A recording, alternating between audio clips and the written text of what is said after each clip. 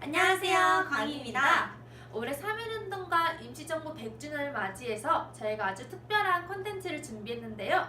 바로 직접 중국에 탐방을 해서 임시정부의 발자취를 직접 따라가보는 콘텐츠입니다. 이 영상에 나온 걸 토대로 퀴즈가 많이 준비되어 있으니까 눈 크게 뜨고 꼭 지켜봐 주세요. 선생님, 저 궁금한 거 있어요. 아까 임시정부라고 하셨는데 임시정부가 대체 뭔가요? 네, 임시정부는 1919년 중국 상해에서 한국의 독립운동가들이 임시로 수립한 정부인데요.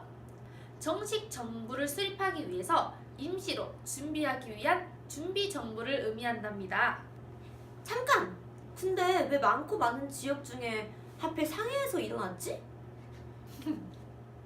원래는 3.1운동을 전후로 해서 국내외 총 7개의 임시정부가 수립이 되었었는데요. 그 중에서 상해를 거점으로 임시정부가 통합하게 된 것입니다. 근데 왜 하필 상해였냐 하면은 당시 상해가 국제 자유도시이자 교통이 매우 편리한 도시였습니다.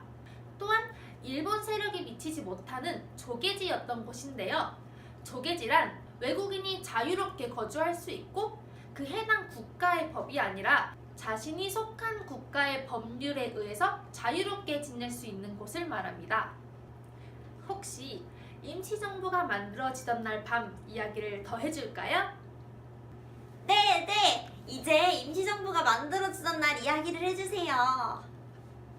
1919년 4월 10일 밤에 상해의 한 조개지에서 각 지방을 대표하는 29명의 독립운동가들이 모였습니다. 그래서 첫 회의를 가졌는데 그 회의에서 우리나라의 이름을 대한민국으로 제정하고 국무총리를 비롯한 총 7명의 국회의원을 선출하게 되었습니다. 그래서 4월 11일 드디어 우리나라의 임시정부가 탄생하게 된 것이죠. 아, 그렇구나. 그러고 보니 김구 선생님이 임시정부의 주석이라고 배운 것 같은데 김구 선생님 이야기도 빨리 해주세요. 네, 혹시 친구들이 김구 선생님의 치하포 사건이라고 알지 잘 모르겠는데 그 치하포 사건에 대해서 먼저 간단하게 설명해 주도록 할게요. 치하포 사건이란 김구 선생님께서 한 국밥집에서 국밥을 먹고 계셨는데 국밥을 먹다가 저쪽을 보니까 긴 칼을 찬 일본인이 앉아서 밥을 먹고 있는 모습을 봅니다. 그 일본인이 뭐라 하는 말들을 들었는데 김구 선생님께서 저 일본인은 우리의 국모를 살해한 주범이거나 그 국모를 죽인 것에 가담한 일본인이겠구나 라고 확신을 하게 되고 그 일본인을 죽이게 되는 사건이 발생하는데 이 사건이 바로 치하포 사건입니다. 어쨌든 간 이 치하포 사건 때문에 김구 선생님께서 수감을 당하시게 되고 나중에 나오시게 되는데 그 이후에 김인현 3.1운동이 일어난 해에 무역회사인 이륙양행을 통해서 중국 상해로 망명을 하게 되시고 상하이에 도착한 김구 선생님이 직접 임시정부로 가셔서 내가 임시정부의 문지기가 되겠다라고 하시지만 안창호 선생님께서는 당신 같은 사람을 문지기로 쓸 수는 없다라고 하시고 경무국장에 임명을 시키게 됩니다. 그리고 이후에 임시정부의 주석을 맡게 되는 것이죠. 그리고 김구 선생님과 함께 꼭 기억해야 될 분이 한 분 더 계십니다. 바로 홍커우 공원에서 폭탄을 던지시고 한인 애국단이셨던 바로 그분! 정답! 윤봉길 의사! 홍커우 공원에서 일왕이 생일인 천장절과 상해사변 전승 축하식에서 폭탄을 만들어서 던지신 분이죠.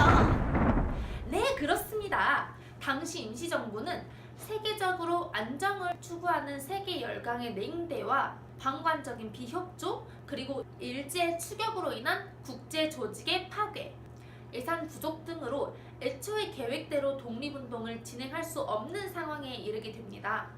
그때 윤봉길 의사의 의거 덕분에 주변국들이 우리나라에 그리고 임시정부에 관심을 갖게 되고 예산이 점점 모이면서 점차 활로를 띠게 된 것이죠.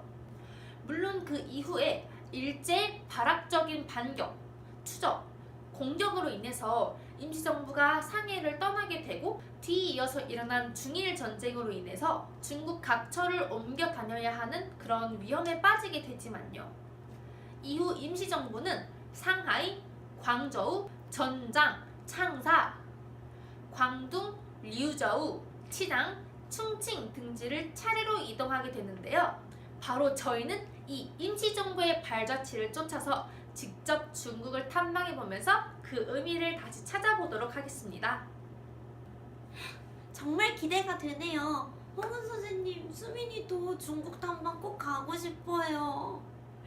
네, 지금까지 광이었습니다. 우리 친구들도 중국 탐방할 때 저희 다시 한번 만날 수 있게 영상 꼭 시청하고 오세요. 안녕.